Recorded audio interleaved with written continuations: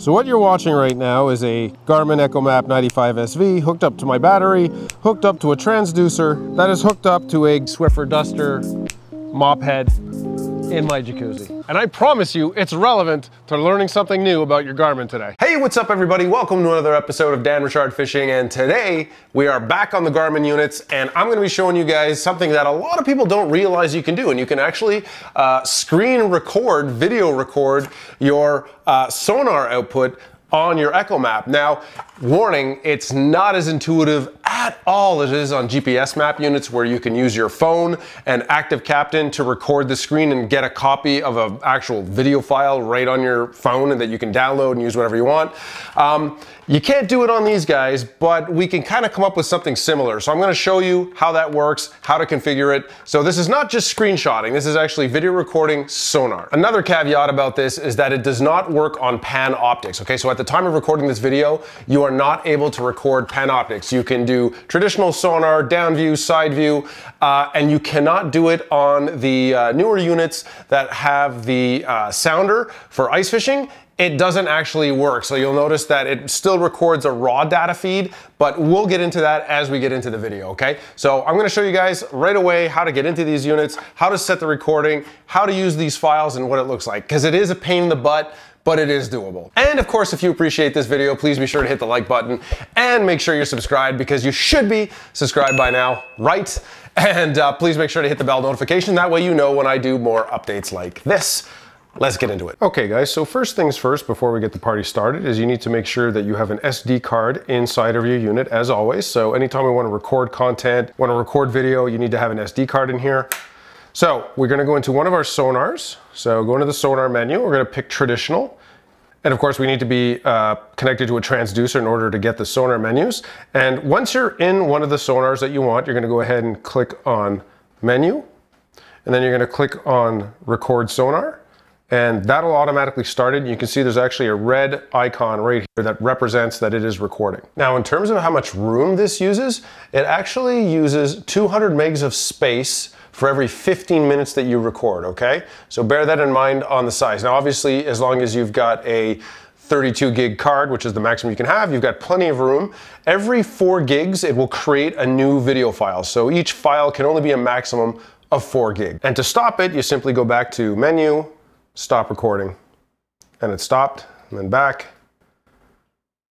and you're back on your sonar, and you're no longer recording, the icon's gone. So this is how you enable it on a UHD, on a Plus unit, or an Ultra unit. Next up, let me show you on an older CHIRP model, or the original Gen 1. Here we are on a 93 SV, this is a Gen 1, so the Gen 1 and the CHIRP are exactly the same.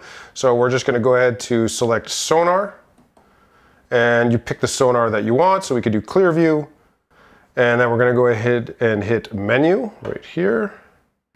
And we're going to go to record sonar, select, and there you go. And once again, you've got your little record button on here, and it is now recording. So once you're done recording, this is where we take the SD card out and we go and put it on the computer, and we're going to load it into Homeport. So let's skip over to the computer and see how that looks.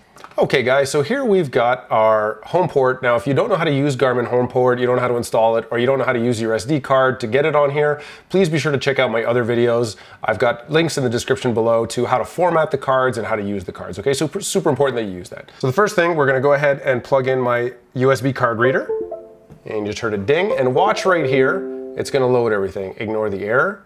So here it's loading the actual sonar files that we recorded. And once this is done, it's going to pop up with a little window. There you go. So now I want to show you guys what the files are that it created. So you can see this is the SD card, and it created sonar recordings, and it created these RSD files. So this actually stands for radar system data. They are not video files. They're actually data capture files that contain all of the information about your recording, including the transducer feed, the location of your unit, like in terms of GPS location, depth, all of that is recorded. So we don't need this window, so we'll close that. And here we can see our sonar recordings.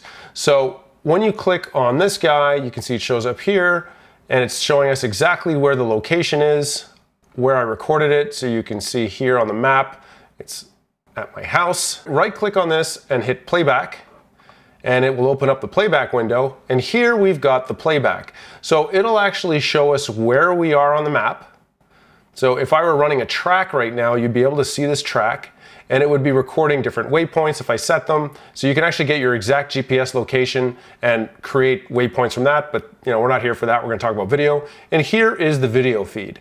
So you can see that the video feed is not an exact duplicate of what you saw on the unit. It doesn't have the little inlay menus. It doesn't really show the depth like it did before. Instead, it's got its own little system here like this.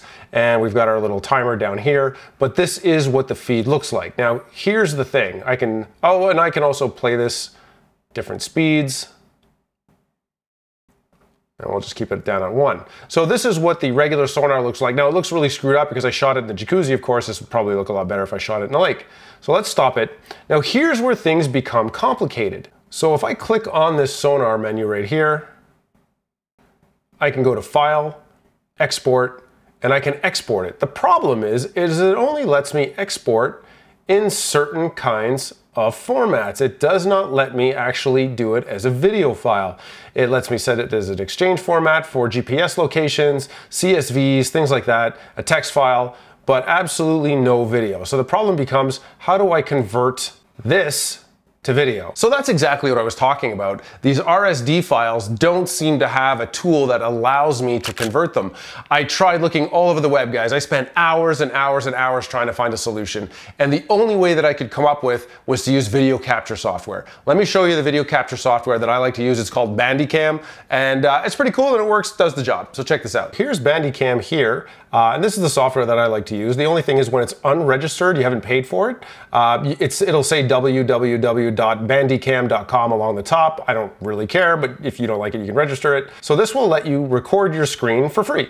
So this is what I use. It is the only way to screen capture. I know it's a pain in the butt, but if you want to show off your videos, this is how you got to do it. So this is actually recording right now. So I'm just going to move this up here because we want to capture what's on the screen over here. And I'm going to just select from here, select a recording area. So I'm going to click that, and it's going to warn me that it's going to close. So what I'm going to do is I'm going to say yes.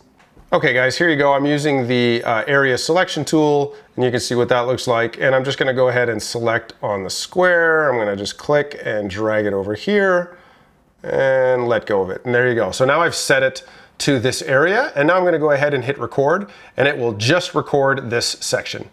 Okay, so I've gone ahead and hit record on Bandicam, and now you can see it's just recording here, and I'll go ahead and press play. And now it's recording this square, so now you're getting this particular feed. So if I just move my mouse away and let this go for a while, we'll go ahead and get a full feed. Okay, and here is what the full feed looks like. So you can see this is what it outputs when we are recording the regular Sonar. Here's what it looks like on down view. Side view will also work. However, obviously in a jacuzzi, I didn't really get a side view stream, but it does also work. The only thing I did notice that screws up is this. This is the output it gives me when I try and use the ice fishing flasher mode. So as you can see, it does not actually show you a flasher. It's just raw data that the flasher actually translates into the flasher screen. So you cannot record the flasher screen. And of course, again, guys, you cannot record Panoptix either. It is currently not available. Now, why Garmin made this so limited and so difficult and why there's no output, I have no idea. I mean, it seems logical to me that it would be amazing to output video of your Sonar screen and then be able to use it in your video so people could show off what they're seeing and showing off their units, but it just doesn't seem that way. I got no words. I don't know why. Yeah. So once you're done recording, you can go ahead and open up your Windows Explorer or your File Explorer on Mac. So in your Documents folder, it'll create a Bandicam subfolder. So we just go ahead and open that. And in here will be all of your captures. And you can go ahead and click on one of them from today. And there you go, you've got your video file just like that, ready to go to import into your video editing software or upload as is. And there you have it, guys. That's it for today. I hope you found this super useful. I hope you learned something new. Like I said, a lot of people don't know about this because it is very limited and there's so little information online about these file formats and how they work and what you can do with them. Even now that I've discussed this about you, I'm sure if you go on Google and go and check it out, you'll still find very little information about RSD files, how to use them, what they are, and blah, blah, blah. But I hope you did find this useful again, guys. Thank you so much. And as always, always, don't forget to like and subscribe, especially if you like these kind of videos. I do a lot of how-to videos. Although next up, I promise you guys, we're gonna have some awesome fishing videos. I am going tomorrow and several days over the next week or so for giant pre-spawn walleye out on the St. Lawrence River, and I cannot wait. Fishing season's officially here. We're finally gonna have the boat in the water. I'm just super pumped. So guys, thank you so much. And as always, I really appreciate all of you that take the time to subscribe. I mean, the channel's been growing like crazy. It's super exciting. I remember when I was freaking out that we were hitting 1,000 subs, and now we're on our way to 5,000. And remember, at 5,000, I'm gonna be doing our ultimate 30-day giveaway, which is 30 days worth of baits and tackle tips that I'm gonna throw into a box at the end of the month and give the entire thing away. So I hope you guys will stick around and stay tuned for that one, all right? Thank you so much, guys, again. I really appreciate everything, and I will see you guys on the next video. Peace!